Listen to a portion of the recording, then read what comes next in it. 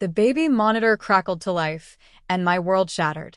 I stood frozen in our Lagos apartment kitchen, my hand trembling as I clutched the receiver.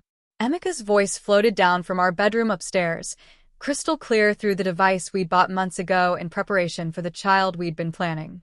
The ATM just ran dry, baby. Time to move to Plan B. My heart stopped. ATM? I pressed the monitor closer to my ear. I'm serious, Ngozi. She just told me she lost her job. No more salary, no more bonuses. The golden goose stopped laying. His laugh, that same laugh I'd fallen in love with 3 years ago, now sounded cruel, foreign. So what now? A woman's voice. Ngozi. Our neighbor. The same woman who brought us jollof rice last Sunday. The same woman who hugged me and called me sister. Now we execute. The properties are already in my name. She signed everything like the fool she is. The joint account? I've been moving money to our offshore account for months. By the time she realizes what's happening, we'll be long gone. Just like we planned. My legs gave out. I slid down the kitchen cabinet, the cold tile floor beneath me, my carefully staged termination letter still clutched in my other hand. The letter that was supposed to test his love. The test that just revealed I'd been married to a stranger. What about your mother? Ngozi asked. Mama's already got her cut. She's been waiting for this payday since the wedding. You think she treated Chioma like trash for nothing? We've been running this game for years, baby. This is just the biggest score yet. 10 minutes. It took only 10 minutes after I told him I lost my job for my husband to reveal he'd been scamming me our entire marriage. I looked around our apartment, the home I'd furnished, the rent I'd paid, the life I'd built, and realized I'd been funding my own betrayal. The monitor was still transmitting when I heard him say the words that made bile rise in my throat. That village girl thought a man like me could actually love her for more than her bank account? Please. She was just another mark. Now, let's celebrate. The wife thinks I'm making business calls. I didn't cry. Not yet. Instead, I pulled out my phone with shaking hands and pressed record on the baby monitor. Then I called the only person I should have called months ago, my lawyer. This wasn't just about a failed loyalty test anymore. This was war. Hello guys. Welcome to my African Tales. Don't forget to like this video, subscribe and share it with your friends, and most important thing, turn your notification bell so you can get informed when I dropped another amazing story. Drop your thoughts and reactions in the comments. What would you do if your spouse tried to kill you and you survive? Will you take a revenge or disappear forever?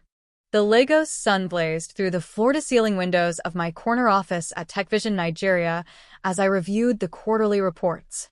Another successful campaign launch. Another bonus in my account. At 32, I'd built everything I dreamed of, a career, a beautiful home in Lekki, and a marriage I thought was solid as granite. Madam, your husband is here, my assistant announced with a knowing smile. Emeka strolled into my office like he owned it, all 6 feet of perfectly tailored agbada and charisma. He placed a takeout bag on my desk, my favorite suya from the vendor in Surulere. My queen works too hard, he said, kissing my forehead. I brought lunch. This was us. The power couple everyone admired at Christ Embassy Church. The marriage our friends envied. The love story our family celebrated. Even though his mother's celebration always felt performative, her smiles never quite reaching her eyes. You're too good to me, I said, squeezing his hand. Nothing is too good for my wife. He hesitated, then added casually. Speaking of which, I need to discuss something. The business needs a cash injection. About 2 million naira. Just temporary. We have a huge shipment coming in next month. I paused mid-bite. This was the third temporary request in 2 months. But Emeka's import business was supposed to be thriving. At least, that's what he always said. Another injection? Emeka, I gave you 1.5 million just last month. His expression shifted, just for a microsecond, before the charming smile returned. Baby, you know how business is in this Lagos. Customs, delays, greedy officials. Once this shipment clears, I'll pay you back double. You trust me, don't you? Trust. That word did all the heavy lifting in our marriage lately. Let me think about it, I said carefully. He kissed me again, but this time it felt like a transaction. Don't think too long, my love. Opportunity doesn't wait. After he left, I sat staring at my computer screen, that familiar unease creeping back. My best friend Adiz had been hinting at concerns for months. Chioma, why is your husband always asking for money when his business is supposedly booming? She'd asked over drinks last week. And why haven't you met any of his actual business partners? I defended him, of course. Called her paranoid. Made excuses. But now, alone in my office, her words echoed louder. That Saturday, we attended his family gathering in Festac Town. The Okafor compound buzzed with relatives, children running between legs, the smell of egusi soup and pounded yam filling the air. Emika's mother, Mama Emika, presided over everything like a queen, her wrapper perfectly tied, her gully towering. She'd never liked me. I was too modern, too ambitious, too independent. She'd wanted Emika to marry Obiageli, the soft-spoken girl from their village who knew how to respect her husband. I was helping in the kitchen when I heard it. When the money runs out, we'll see if she's still walking around here like she owns the place. Mama Emika's voice drifted from the corridor. Mama, lower your voice, another woman hissed. What if she hears? Let her hear. These Lagos girls think their degrees and jobs make them better than us. She'll learn soon enough. They always do. My hands froze over the pot I was stirring. They always do? What did that mean? I stepped into the corridor, and the conversation stopped immediately. Mama Emika's eyes met mine with something cold and calculated, not embarrassment at being overheard, but irritation at being interrupted. Chioma, come and serve your husband his food, she ordered, dismissing me like a child. That night, lying beside Emika in our bed, I couldn't shake the feeling. The pieces were there, scattered like a puzzle I'd been refusing to assemble. The constant money requests. His mother's hostility. The way he'd insisted on handling all our property documents because that's the man's job. The joint account he'd convinced me to open for our future. I turned to look at him sleeping peacefully beside me, and a terrifying question formed in my mind. What if I didn't really know my husband at all? The next morning, over breakfast, I made a decision. Adiz, I said into my phone after Emika left for his business meeting, remember what you said about me testing things? I think I need to know the truth. What are you planning? My best friend's voice was cautious. A loyalty test. I'm going to tell Emika I lost my job. See how he reacts when the money stops flowing. Chioma, are you sure? That's playing with fire. I stared at our wedding photo on the wall. Our smiling faces, his hand on my waist, my head on his shoulder. We looked so in love. We looked so real. I need to know, I whispered. Before I invest any more of my life in this marriage, I need to know if he loves me or just my paycheck. Okay, Adiz said slowly. But promise me you'll be careful. If your instincts are right, this could get dangerous. I had no idea how prophetic her words would be. 2 weeks later, I sat in my car outside our apartment building, preparing to give the performance of my life. The fake termination letter was in my bag. I'd created it on my lunch break, complete with TechVision's letterhead and a forged signature from my supervisor. My hands were shaking, but my resolve was iron. I'd spent the past 14 days watching Emika more carefully. Small things I'd dismissed before now glowed like warning signs. The way he angled his phone away when texting. His business meetings that lasted until midnight. The expensive cologne that appeared in our bathroom, the brand I'd never bought him. And then there was the credit alert I'd received yesterday, 500,000 naira withdrawn from our joint account. When I'd asked him about it, he'd kissed my cheek and said, "Business emergency, baby. I told you about the shipment." Except he hadn't. Not this time. I took a deep breath, smudged my makeup to look like I'd been crying, and walked into our building. The security guard, Moses, greeted me with surprise. "Madam, you day come house early today?" "Not a good day, Moses," I said, my voice deliberately shaky. Inside our apartment, Emeka was on the couch, laptop open, looking relaxed in his house clothes. He glanced up, surprised. Chi? What are you doing home at 2 p.m.? This was it. I let my bag drop to the floor, determination letters spilling out. I'd practiced this moment, but the emotion that flooded through me wasn't entirely fake. Because part of me hoped desperately that I was wrong. That he'd hold me and tell me we'd figure it out together. That love would win. I lost my job, I whispered, then louder. Emeka, they fired me. They said they're downsizing. I don't know what we're going to do. For exactly 3 seconds, his face showed genuine shock. Then something else flickered across his features, something that made my blood run cold. Was that relief? Calculation? But just as quickly, his expression shifted to concern. He jumped up, pulling me into his arms. Oh, baby, oh no. Come here, come here. He guided me to the couch, his voice soothing. It's okay. We'll figure this out. You're talented. You'll find something else. He was saying all the right words, but his body felt stiff. His embrace felt rehearsed.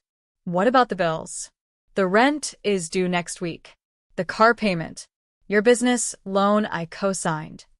I let my voice break, watching his face carefully. Something tightened around his mouth. Don't worry about all that now. Let's take this one day at a time.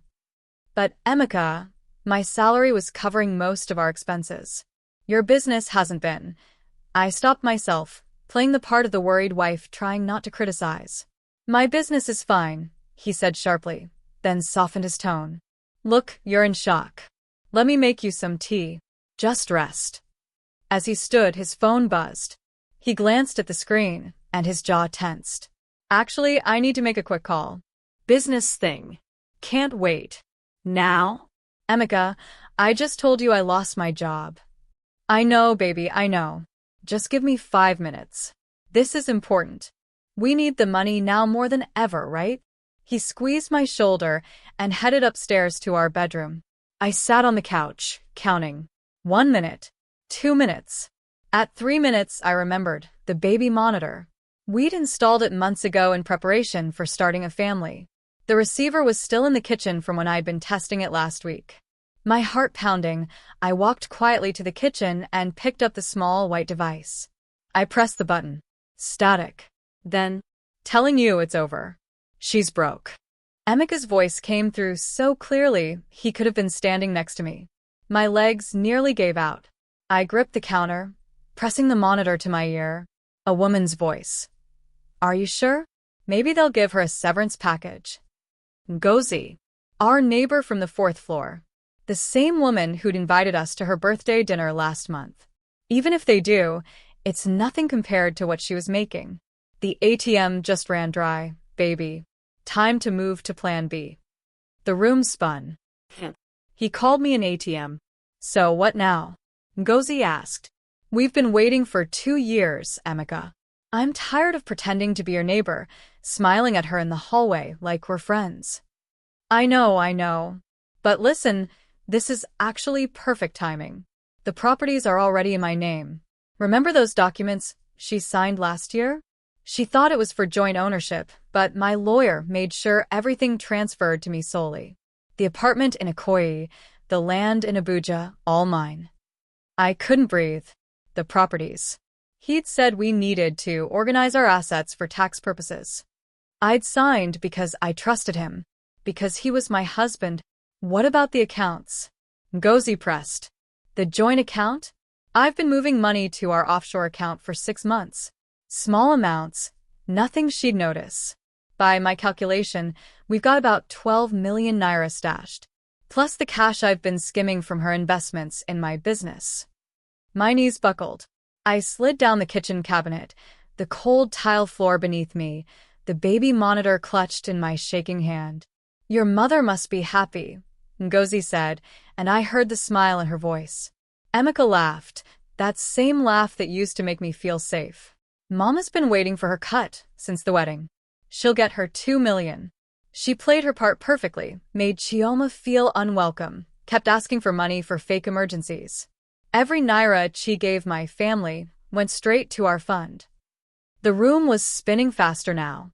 Every family emergency, every hospital bill for a sick aunt, every contribution to village development. All lies. All theft. What about your last wife? Ngozi asked. Didn't she almost catch on? Last wife. My chest constricted so tightly I thought I'd pass out. Blessing was smarter than I expected, Emeka admitted. She started asking questions, snooping. That's why we had to speed up the timeline and disappear before she could get proof. But we still got away with 4 million from her. This time, with Chioma, we were more patient. Bigger payoff. She never suspected? Chioma? Please. That village girl was so desperate to believe a man like me could love her. So eager to prove she was a good wife by supporting her husband's dreams. She made it too easy. Rich Lagos girls with low self-esteem, they're the perfect marks. Village girl. Mark. Perfect marks. The tears came then, hot and bitter, streaming down my face as I listened to my husband discuss my destruction like it was a business transaction. When do we leave? Ngozi asked. Give me 2 weeks. I'll tell her I need to travel for business. I'll clean out what's left in the accounts, forge her signature on a few more documents, and then we're gone. By the time she figures it out, we'll be in Ghana, maybe South Africa. Somewhere she can't touch us. Won't she go to the police? With what proof? Everything looks legitimate on paper. I'm her husband. I have legal right to our joint assets. And I'll cry to the police about how she falsely accused me because our marriage was failing. Who will they believe? A successful businessman or a bitter, recently unemployed woman? The confidence in his voice made me want to scream. I can't wait to stop pretending, Ngozi sighed. Smiling at her, playing the friendly neighbor. Do you know she invited me to her birthday dinner next month? Like we're actually friends. Soon, baby. Soon we'll be on a beach somewhere, spending her money, and she'll be here trying to figure out where her life went wrong. They laughed together. Both of them. Laughing at me. At my pain. At my stupidity. I should go back down, Emeka said. Need to play the supportive husband for a few more minutes. God, the crying is exhausting. You're so bad, Ngozi giggled. I love it. That's why we're perfect together. Now let me go comfort my ATM one last time. The line went dead. I sat on that kitchen floor, the monitor in my lap, my carefully staged termination letter mocking me from the living room. I'd set up a test to see if my husband loved me. Instead, I discovered I'd been married to a con artist. A predator. A man who'd built an entire life around bleeding me dry. And his family? His mother, who I'd tried so hard to please? They were all in on it. But as I sat there, something shifted inside me. The tears stopped. The shaking subsided. And in their place rose something cold and sharp and absolutely certain. Emeka thought I was just another Mark. A village girl too desperate for love to see the truth. He was about to learn exactly how wrong he was. I stood up, wiped my face, and did 3 things. First, I positioned my phone to record the baby monitor, capturing everything he'd said. Second, I called my lawyer, Barrister Adeyemi, and told him I needed to see him immediately. Emergency. Third, I composed my face into the picture of a devastated, defeated wife. Because when Emeka came back downstairs, he needed to believe his plan was still working. When the bedroom door opened and I heard his footsteps on the stairs, I was back on the couch, tissues in hand, looking broken. Hey, baby, he said, his voice dripping with false concern. I'm sorry that took so long. Important business call, but we secured the deal. He sat beside me, pulling me close. See? Money is already coming in. We're going to be fine. I let myself lean into him, even though his touch now felt like acid on my skin. I'm scared, Emeka, I whispered, playing my part. What if I can't find another job? What if we lose everything? Sure, don't talk like that. He stroked my hair, and I wondered how many times he'd practiced this gesture. You know what? Maybe you should call your parents. See if they can help us out temporarily. Just until you find something new. There it was. Already asking me to tap into my family's money. The greed was so transparent now that I knew the truth. Maybe, I said quietly. I'm just I'm so tired, Emeka. I think I need to rest. Of course, of course. You rest. I'll make dinner tonight. Let me take care of you. As I climbed the stairs to our bedroom, I felt his eyes on my back. Calculating. Planning. Counting the days until he'd disappear with everything I'd worked for. But what he didn't know was that I was calculating too. And in this game, he thought he'd already won. I was about to change all the rules. I didn't sleep that night. While Emeka snored peacefully beside me, the sleep of someone with no conscience, I stared at the ceiling, my mind racing through every moment of our 3-year marriage, reframing everything I thought I knew. Our first meeting at the business conference in Abuja. Had that been an accident? Or had he targeted me specifically? His persistent courtship despite my initial resistance. Had that been genuine interest? Or just patience with a Mark who required more effort? Our whirlwind romance, his proposal after just 6 months. Love at first sight? Or rushing to secure the con before I could think too clearly? At 5 a.m., I slipped out of bed and went to my home office, the one room Emeka rarely entered because business bores me, baby. I opened my laptop and began my investigation. First up, our joint account. I logged in with shaking hands. The balance made my stomach drop. We should have had 8.4 million naira. We had 180,000. I clicked through the transaction history, and there it was, the pattern I'd been too trusting to see. Regular transfers to an account I didn't recognize. Withdrawals marked business expenses that I'd never questioned. Cash withdrawals at ATMs across Lagos, always just under the alert threshold. He'd been systematically draining us for months.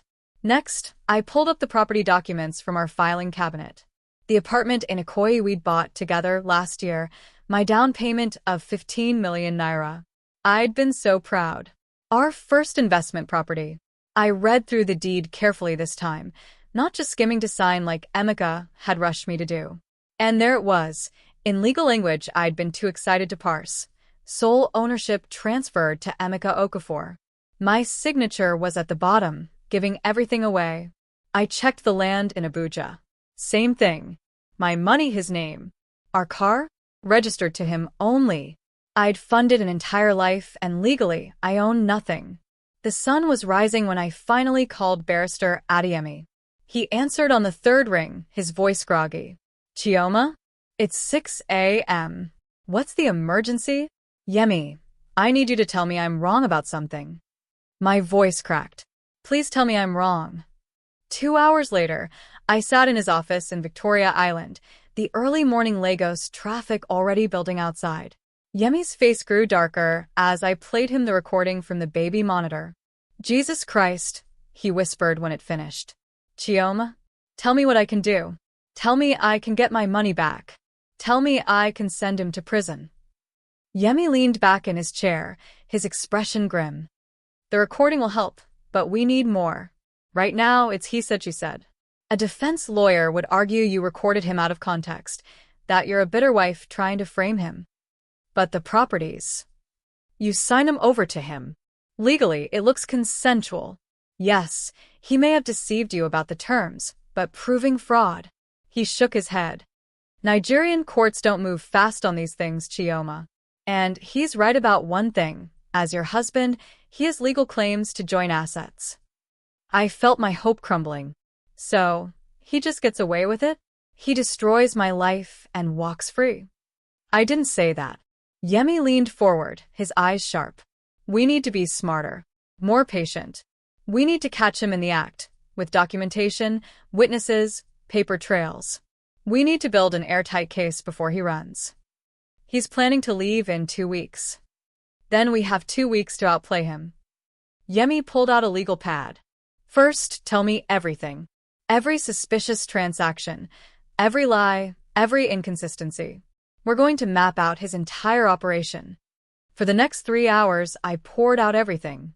Yemi took notes, asked questions, made phone calls to contacts in banking and law enforcement. By noon, we had a plan. Starting today, you're going to act completely normal, Yemi instructed. Devastated about your job, yes, but still trusting your husband. Meanwhile, I'm going to get court orders to freeze accounts, contact the Police Economic and Financial Crimes Commission, and start building the paper trail we need. What about his family? His mother? They're all involved. We'll get them too.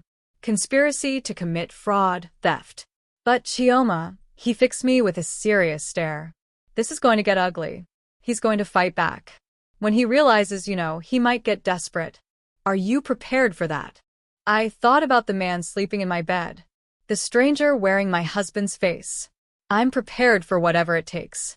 I left Yemi's office with my first piece of armor, a court order preventing Emeka from selling or transferring any assets without my written consent.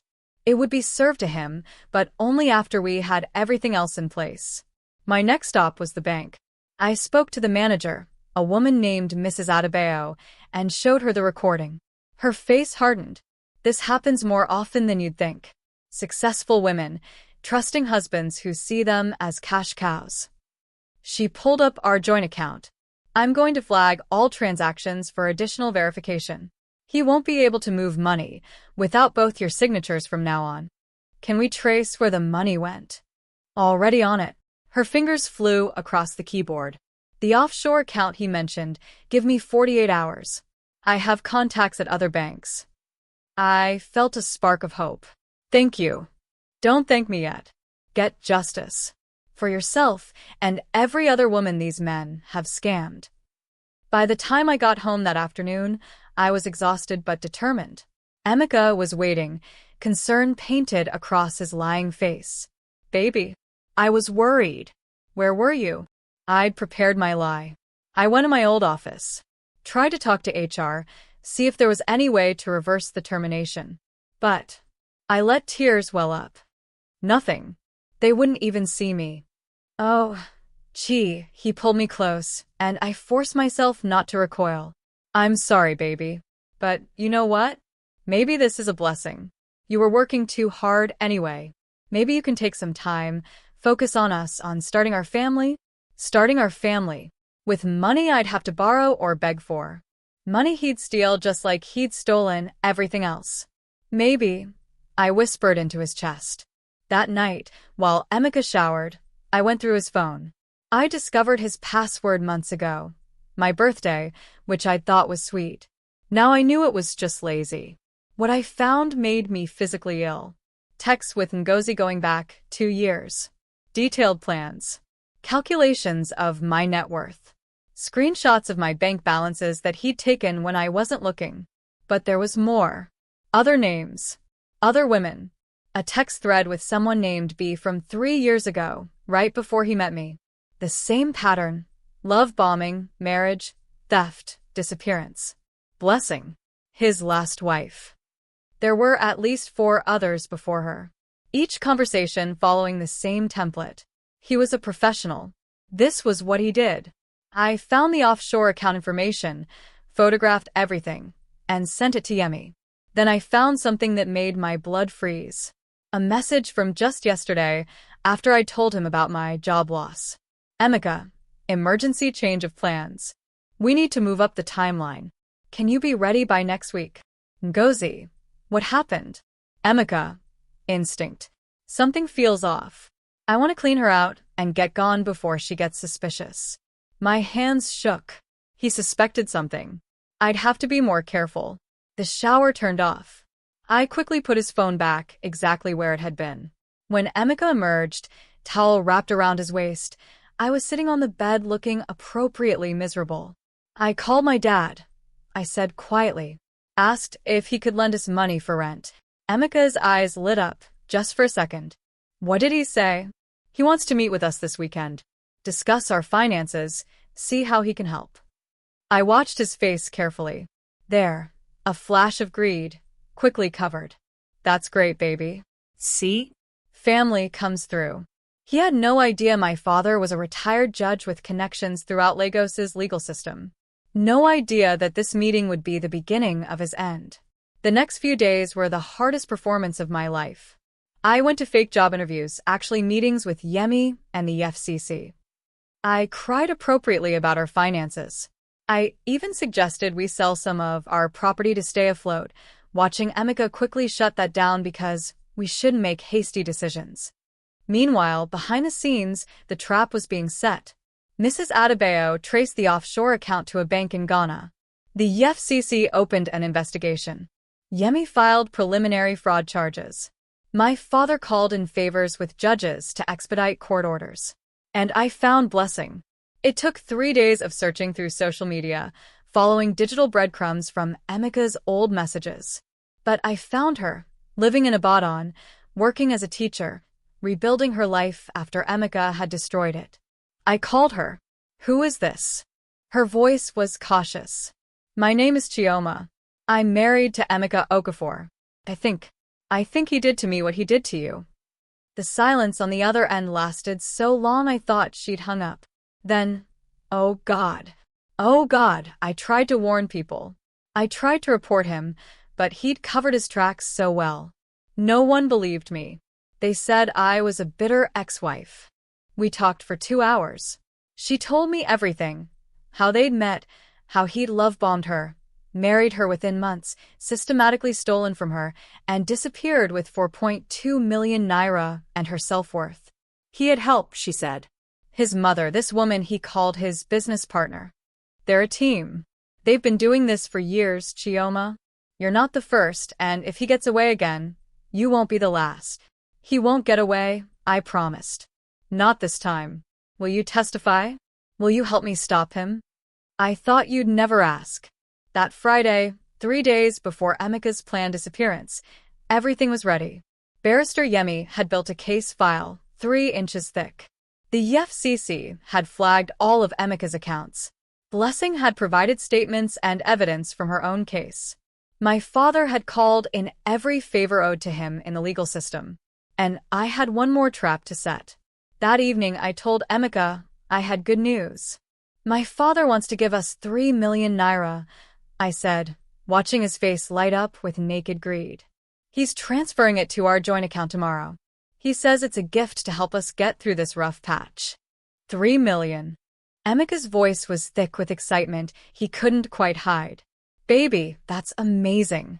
Your father is so generous. There's a condition though, I added. He wants us both to come to the bank with him tomorrow to set up a new investment account. He wants to make sure we're being smart with the money. I saw the calculation in Emeka's eyes. Could he clean out 3 million naira before I could stop him? Was it worth the risk? Greed won, as it always did with him. Of course, he said, pulling me into a hug.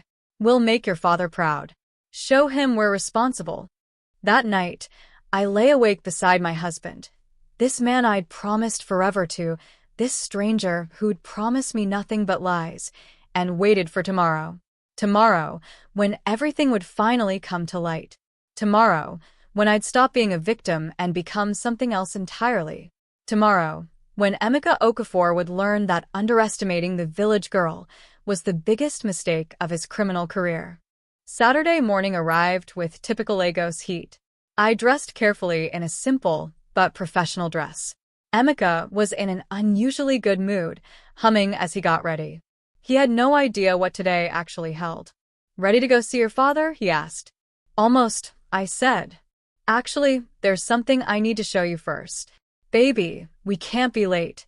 It will only take a minute. Please, sit down. Something in my tone made him pause. He sat on the edge of our bed. What is it? I pulled out my laptop and turned it to face him. On the screen, the recording from the baby monitor, cued to start. I want you to listen to something. I pressed play. The ATM just ran dry, baby. Time to move to plan B. Emeka's face went through a remarkable transformation. Confusion, recognition, shock. Then, finally, a cold blankness that was somehow more terrifying than anything else. I let the recording play. All of it. Every word about stealing from me. About his last wife. About me being a mark. When it finished, the silence was deafening. Chi, he started. Don't say my name. Don't insult me with more lies. He stood up slowly. Baby, that recording, it's out of context. I was just... Stop. I know everything, Emeka. The offshore accounts. The forged property documents. Your business partner, Ngozi. Your mother's role. Blessing. The other women before her. His mask finally cracked. The charming smile disappeared. What emerged was cold, calculating, almost reptilian. You've been busy, he said flatly. Not as busy as you've been. Stealing from me for 3 years. He laughed then, harsh and bitter. You want the truth? Fine. Yes, I married you for your money. Yes, every "I love you" was a lie. Yes, you were just another mark. He stepped closer. And you made it so easy. So desperate to be loved. You practically begged me to rob you. The words should have hurt. A week ago, they would have destroyed me. But now, they just felt like confirmation. You're right, I said calmly. I did make it easy. I trusted you. I loved you. That was my mistake. Your mistake was thinking someone like me would actually want someone like you. A village girl playing dress-up in Lagos. You were just an ATM with legs. And you, I said softly, are a criminal who's about to face justice. His expression shifted to something darker. Justice? You think you can prove anything? Every transaction was legal. I'm your husband. I have rights to our assets. Maybe. Or maybe the Economic and Financial Crimes Commission will be interested in your offshore accounts. And the fraud charges from multiple victims. And the recording where you confess to systematic theft. For the first time, real fear flashed in his eyes. You're bluffing. Am I? I pulled out my phone. Should I call Barrister Adeyemi? He's downstairs right now. With 2 EFCC officers. And Blessing. Remember her? Your last wife? She's here too. Emeka's face went pale. He moved toward the door, but I was faster. Where are you going? To warn Ngozi? Too late. There are officers at her apartment right now. Your mother's house too. You can't do this. I already did. While you were planning my destruction, I was building your prosecution. Every account frozen. Every asset flagged. Every co-conspirator identified. He stared at me like he was seeing me for the first time. Who are you? I'm the woman you underestimated. Suddenly, Emeka's demeanor changed. His shoulders slumped. Tears welled in his eyes. He fell to his knees. Chi, please. Baby, please. I'm sorry. I'm so sorry. It was gambling debts. I got in too deep. But I love you. I swear I love you. We can fix this. It was a masterful performance. If I hadn't heard him laughing about me with Ngozi, I might have wavered. Instead, I felt nothing but contempt. Get up. Your acting isn't going to work anymore. When he realized I wasn't moved, the mask dropped completely. He stood, his face twisting with rage. You'll regret this. Do you know what I can do to you? The stories I can tell? I'll destroy your reputation. The bedroom door opened. Barrister Adeyemi stood there with 2 stern-looking officers in EFCC uniforms. Emeka Okafor, one of them said, You're under arrest for fraud, theft, and conspiracy. Emeka's face went through another series of transformations: shock, rage, fear, calculation. As they handcuffed him, he looked at me one last time. This isn't over. Yes, I said quietly, it is. They let him out. Other tenants peeked from their doors. Moses, the security guard, gave me a small nod of respect. When the apartment was finally empty except for Yemi and me, my legs gave out. I sank onto the couch, and the tears finally came, not for Emeka, but for the 3 years I'd lost, the trust that had been shattered. You did it, Yemi said softly. You were incredibly brave. I was incredibly stupid. How did I not see it? Because you're a good person who believes in goodness. That's not stupidity, Chioma. That's humanity. He's the one who's broken, not you. But it didn't feel that way. The next few weeks were a blur of legal proceedings, police statements, and media attention. The story broke. Successful marketing executive exposes husband's fraud ring. There were 7 women total. 7 marriages. 7 systematic thefts. Over 50 million naira stolen across a decade. His mother and Ngozi were arrested as co-conspirators. The investigation revealed his import business had never existed. I recovered some of my assets. Not all, but the properties came back. The remaining accounts. Enough to rebuild. More importantly, Emeka went to prison. 10 years. His mother got 5. Ngozi got 7. But the hardest part wasn't the legal battle. It was the aftermath. 1 year later, I stood in front of a room full of women at the Lagos Business Women's Association, my hands trembling slightly despite my confident posture. "My name is Chioma Okafor." I began, then paused. "Actually, that's not true anymore.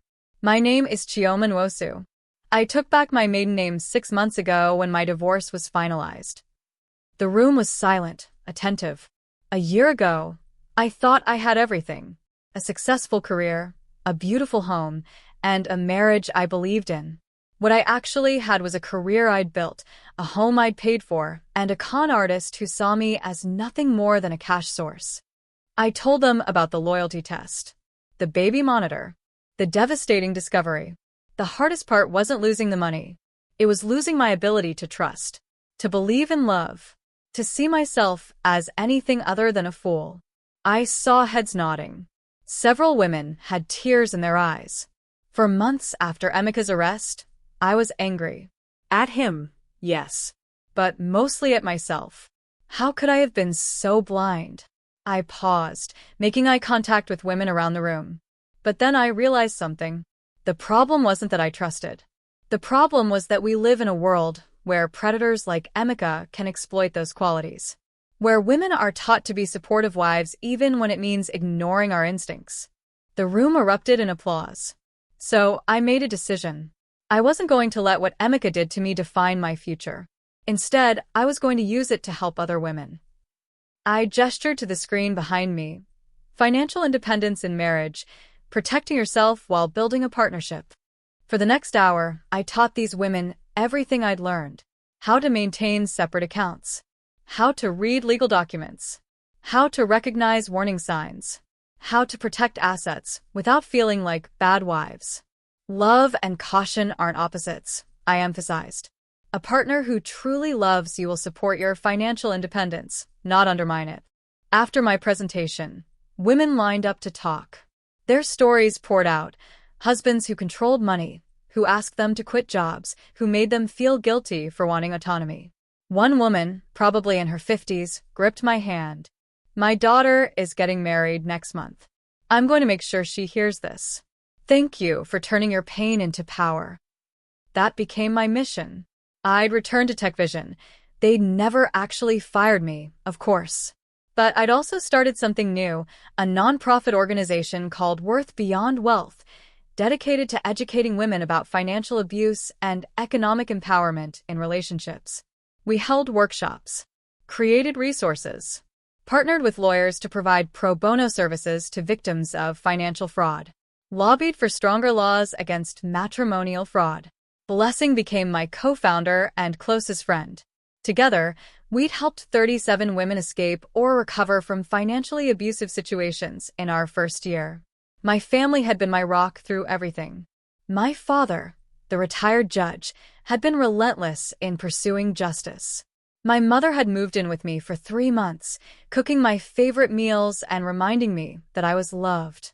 Adiz had been right all along, and she never once said, "I told you so." She just held me when I cried and celebrated with me when we won. But the healing wasn't linear. There were still nights when I lay awake, replaying moments from my marriage, looking for clues I'd missed. Still days when I saw couples holding hands and felt a pang of loss. Dating felt impossible. How could I trust again? My therapist, Dr. Amara, was patient with my fears. "Healing isn't about never being hurt again," she told me. "It's about knowing you can survive it. And Chioma, you didn't just survive. You're thriving." She was right. I was thriving. I'd gotten a promotion at work, bought a new apartment, this one solely in my name, paid for entirely with my own money. Traveled to Ghana and South Africa, places I'd dreamed of visiting. I'd even started dating again, casually, carefully. A kind software developer named Chitty who made me laugh and respected my boundaries. Who thought my independence was attractive, not threatening. who paid for his own meals and never asked to borrow money. I didn't know if it would turn into anything serious, but I'd learned that not knowing was okay. That uncertainty didn't mean danger. That being careful didn't mean being closed off. 6 months after my presentation at the Business Women's Association, I received an unexpected letter. Prison stationery. My hands shook as I opened it. Chioma. It read in Emika's familiar handwriting. I know I have no right to contact you. I know sorry doesn't begin to cover what I did. But I need you to know that you were right about everything. I am broken. I have been broken for a long time. What I did to you and the others, there's no excuse. I'm in therapy now, trying to understand why I became this person. I don't expect forgiveness. I don't deserve it. But I needed you to know that destroying you didn't make me feel powerful. It made me feel empty. And seeing you rise, seeing you help other women, it's shown me what real strength looks like. I hope you find happiness, real happiness. The kind I was too damaged to give you. E. I read it twice, then put it in a drawer. Maybe one day I'd respond. Maybe I'd never open it again. But for now, it didn't matter. Emika's opinion of me, his apology, his regrets, his recognition, didn't define my worth anymore. I defined my worth. That evening, I met Blessing for dinner at a restaurant in Ikoyi. We toasted to worth beyond wealth's first anniversary, to justice, to survival, to the future. Do you ever wonder what you tell yourself a year ago? Blessing asked. If you could go back to that moment in the kitchen with the baby monitor? I thought about it. That woman on the kitchen floor, her world shattering, her heart breaking, her future uncertain. I'd tell her that the man upstairs isn't worth her tears, I said slowly. But the woman she's about to become? She's worth everything. I'd tell her that betrayal will hurt, but it won't destroy her. That she'll find strength she never knew she had. That one day, she'll help other women find their strength too. And the loyalty test. Blessing pressed. Do you regret it? I smiled, surprising myself. No. That test didn't make Emika show his true colors. It just revealed what was always there. Without it, I might have stayed married to him for years, funding his schemes, believing his lies. The test set me free. My phone buzzed. A text from Chitty.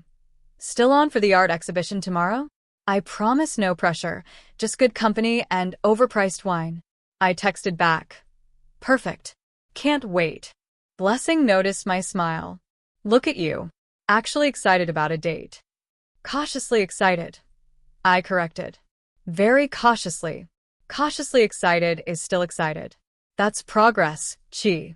She was right. It was progress. As I drove home that night through Lagos traffic, past the glittering lights of the city I'd built my life in, I thought about everything I'd lost and everything I'd gained. I'd lost a marriage, but it was built on lies. I'd lost money, but I'd made it once and could make it again. I'd lost innocence, but I'd gained wisdom. I'd lost naivety, but I'd gained purpose. The woman I was before Emika's betrayal? She was kind but unprotected, trusting but unaware, loving but unprepared. The woman I'd become? She was still kind, but she was also strong. Still trusting, but with boundaries. Still loving, but with wisdom. I wasn't broken. I was rebuilt. Stronger in the broken places. And when I walked into my apartment that night, my apartment, my space, my achievement, I didn't feel the ghost of Emika's presence anymore. I felt my own. I poured a glass of wine, opened my laptop, and started working on next month's workshop curriculum. We were expanding to Abuja and Port Harcourt. More women, more stories, more healing. My phone rang. Unknown number. I almost didn't answer, but something made me pick up. Hello. Is this Chioma Nwosu? A woman's voice, young, scared. Yes. Who is this? My name is Funmi. I got your number from your organization's website. I think my husband is stealing from me. I found messages on his phone. Plans to take everything. I don't know what to do. Everyone says I should try to work it out. That marriage is about forgiveness. But her voice broke. I'm so scared. I sat up straighter, my heart aching for this woman I'd never met but understood completely. Funmi listened to me very carefully. You are not crazy. You are not overreacting. If your instincts are telling you something is wrong, listen to them. I'm going to help you. You're not alone anymore. Do you understand? Yes, she whispered. Thank you. Thank you so much. As we talked through her situation, as I gave her practical steps and emotional support, I realized something profound. This was why everything had happened. Not as punishment, not as karma, but as transformation. I couldn't change what Emeka had done to me, but I could change what I did with it. I could take the pain and turn it into protection for others. I could take the betrayal and turn it into a blueprint for survival. I could take the ending of my marriage and turn it into the beginning of my purpose.